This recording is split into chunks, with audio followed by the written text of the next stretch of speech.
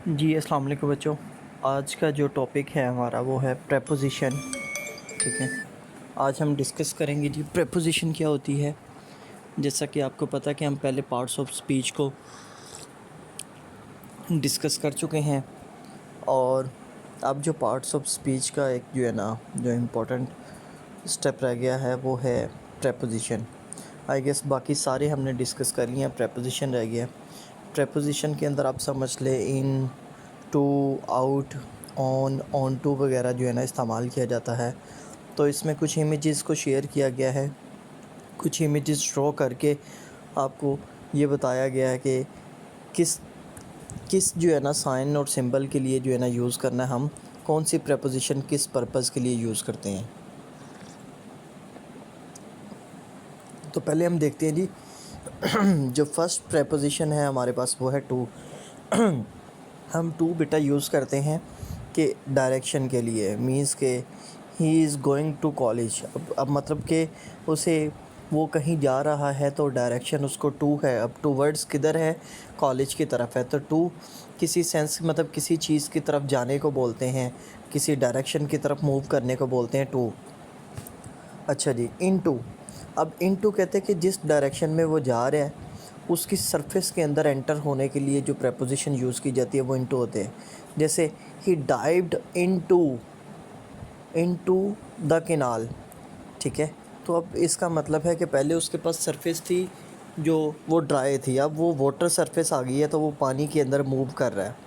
Out of, उसी तरीके से मतलब वो बाहर आना। ठीक है, he is coming out of the canal, वो नहर से बाहर आ रहा है। तो जिस तरीके से इनटू एंटर होने के लिए, एग्ज़िट के लिए आउट। अब इन किसके लिए यूज़ करते हैं जी, in with in the surface, जिसकी कोई बाउंड्री होती है चारों तरफ, उसके लिए हम जो प्रेपोजिशन यूज़ करते हैं वो इन होती है। मीन्स कि आप समझ लें कि एक बॉक्स के अंदर जो बंद होती है चीज़, उसके लिए हमने इन का वर्ड यूज़ करना होता है। अब एक चीज़ अगर एक चीज़ से दूसरी चीज़ की तरफ जा रही है, एक चीज़ दूर जा रही है वो चीज़ से, तो उसके लिए हम अवे फ्रॉम का वर्ड यूज़ करते हैं। और ऑन क्या करते हैं, जो बंद सरफेस है अगर उसकी छत के ऊपर, सरफेस के ऊपर कोई जो है ना कोई चीज़ आ जाती है तो हम ऑन का वर्ड यूज़ करते हैं, मतलब उसकी अपर सरफेस के ऊपर अगर कोई चीज़ आती है। ऑन टू कब इस्तेमाल करते हैं, जब एक सरफेस से बेटा दूसरे सरफेस पे आप, जैसे मतलब फॉर एग्ज़ाम्पल आपने फ़िल्मों में देखा होगा दो ट्रेन्स आपस में पैरेलल जा रही होती हैं, तो शाहरुख़ खान एक ट्रेन से दूसरी ट्रेन के ऊपर छलांग लगाता है तो उसको हम कहते हैं कि on to. He jumped on to another train. Through किसको कहते हैं कि किसी चीज़ के दरमियान में से गुज़र जाना। जैसे he is passing through the gate, दरवाजे में से, गेट में से वो गुज़र है। अक्रॉस किसको बोलते हैं, अक्रॉस बोलते हैं जी पार करना। जैसे आपने रोड क्रॉस करना है, ठीक है, मीन्स के कैनाल को क्रॉस करना है। ओवर, ओवर किसको बोलते हैं, अगर आप जो है ना मतलब एक नहर के ऊपर जो है ना, जैसे मुगलपुरा में चले जाएं आप, अगर आप फ्लाईओवर से गुज़र रहे हैं तो ओवर। ठीक है, और अगर आप जो है ना अंडरपास से गुज़र रहे हैं तो अंडर।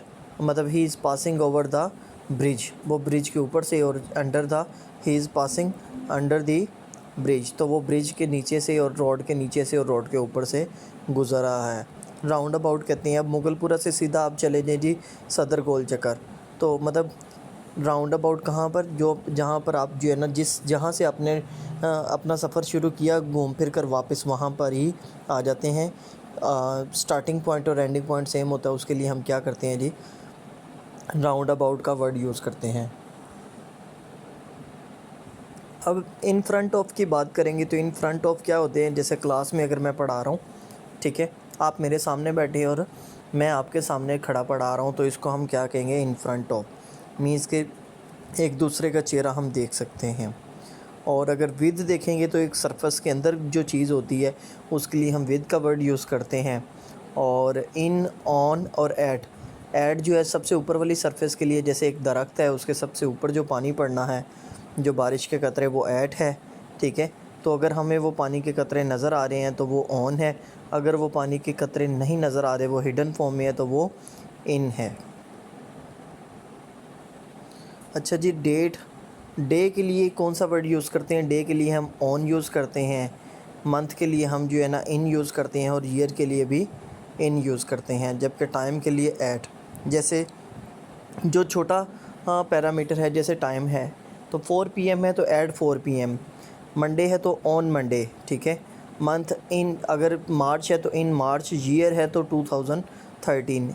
तो दिन टाइम के लिए ऐट, डे के लिए ऑन, मंथ के लिए इन और ईयर के लिए भी इन का वर्ड मतलब इन ही यूज़ करेंगे।